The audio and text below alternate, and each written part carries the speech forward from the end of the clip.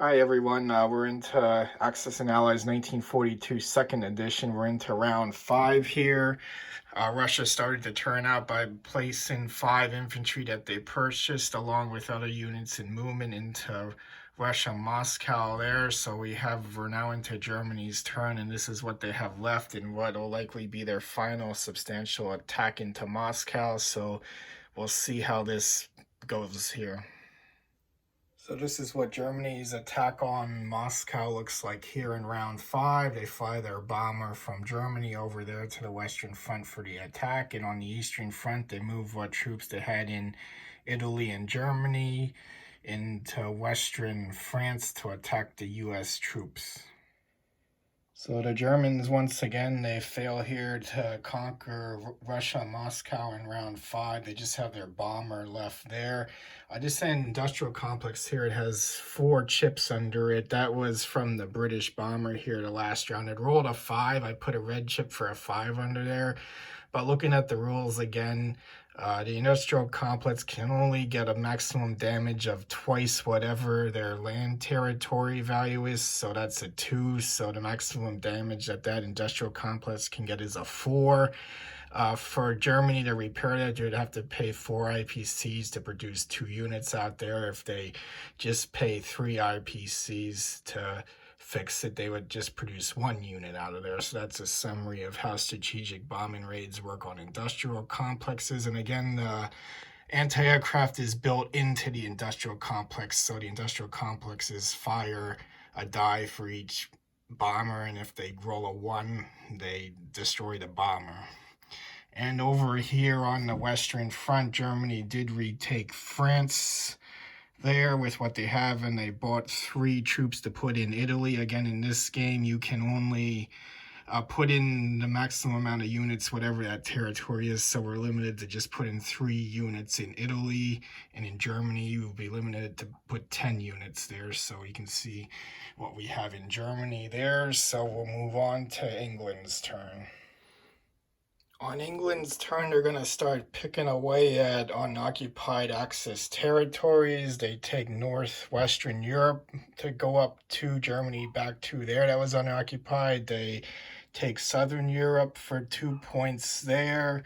Over here, they take unoccupied French Indo-Thailand from the Japanese, and also Kwantung. They are going to go and attack the Japanese infantry there on Russian territory with their bomber and 3 tanks. And over here, they're going to attack the German bomber here in Belarusia with their 2 fighters and tanks that were in Russia. So this, I'll show you how the end of England's turn pans out here. Looking at the end of England's turn in round 5, we see what their tank formation looks like here in Asia coming out of India. And over here, their aircraft carrier started the game out in India, but it survived, making a path up through the Suez Canal, the Mediterranean, and now it's in the home waters defending the homeland.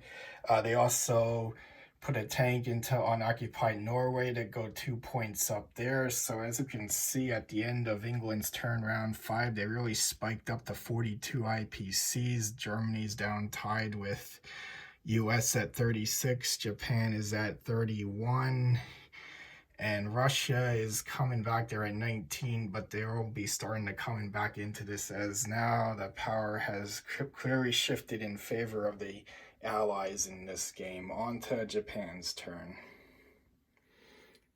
Looking at Japan's turn in round number 5, they're going to go and attack here the 3 British tanks here in Russian territory with those units. They're going to go down here and try and take back Kwantung there. That bomber's from the homeland that has enough movements to fly there. And also we're going to have our big naval battle here on the west coast of the US here as they come down from Alaska, and we'll see how this results here with this big huge battle. So let's see how all this combat works out. This is the result of the naval battle here in round number 5. Japan retreats a sea zone there, so their battleships can be uprighted and repaired. The U.S. battleship will also be upright and repaired. They retreated. They didn't want to risk losing any more units there. Both sides of the battle there, the casualties from the battle there, Japan loses 9 units, U.S. loses 10 units in that sea battle. And as far as other things Japan did, they took the transport and infantry from Alaska, moved it down here, and unloaded them in Manchuria to further support their interest in Asia. They took back Kwantung, and the 3 tanks survived that battle in Russian territory there. The 3 English tanks were lost. And anything else they did, they just moved that transport from Australia over to the Philippines to perhaps unload them into Asia in the next round. As we see, Australia is being shared. The Japanese own the eastern side, and the British infantry still occupy the western side of it for quite some rounds now. So that puts us now into the U.S. turn for round number 5. We end round number 5. The U.S. uses all their IPCs to purchase destroyers there to not be bullied by the Japanese Navy. So looking here on the European front, the U.S. does once again seesaw back and forth in this battle, and they take France. They haven't been purchasing now for 2 rounds. They were just able to purchase an artillery there this round, but they're focusing now on the Pacific to counterattack the Japanese Navy. So it's going to be up to England and Russia now to build up and try and take Germany out here. So this is the end of round number 5, and what we have now is a lengthy Axis and Allies 1942 second edition game.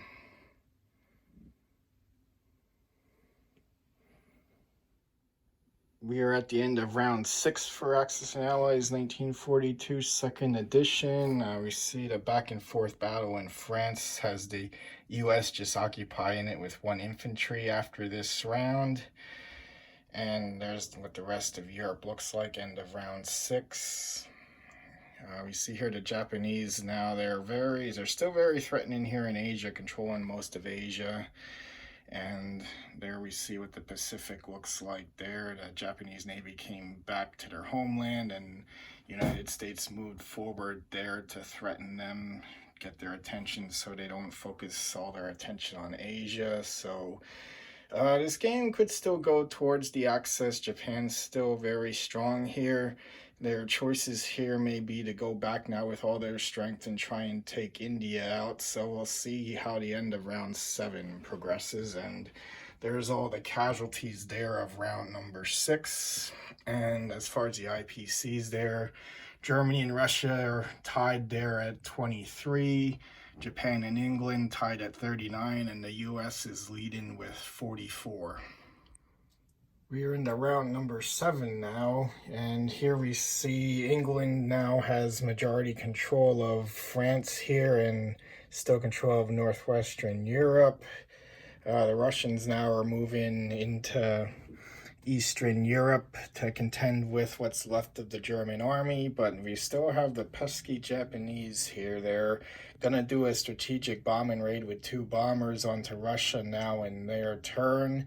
There's no fighter support there, so they're going to just go ahead and hopefully not get any hits on the industrial complex there as it rolls 2 dice for a 1 or less. We see there they're attacking with 3 tanks on the English unit there in Russian territory, and also down here they're attacking this English tank in Russian territory. They're gonna just opt for probably 1 final try here at Moscow to see if they can take that before Germany falls. So this is where we are at. This is the end of Japan's turn, round 7, with their strategic bombing raid. The Russian anti-aircraft did roll 1-1, so Japanese bomber was destroyed. The bomber that survived, though, did roll a 6, so Russia will have to pay 6 IPCs to have that industrial complex fixed so it can be fully functional to pump out 8 units in their turn.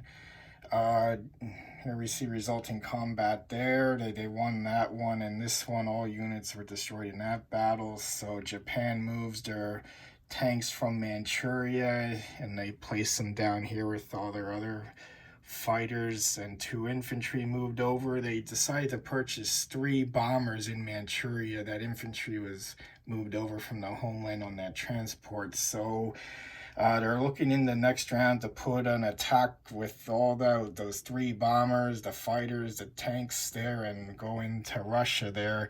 I don't think much can be done to, take those tanks out. India is out of range here. That's 3 movements for those tanks, and Russia here with these troops, they would have to move them from the Caucasus to Russia there. They can only move 1 unit, so there's nobody that can really hit those tanks there to prevent this Japanese attack on Russia coming up in the next round.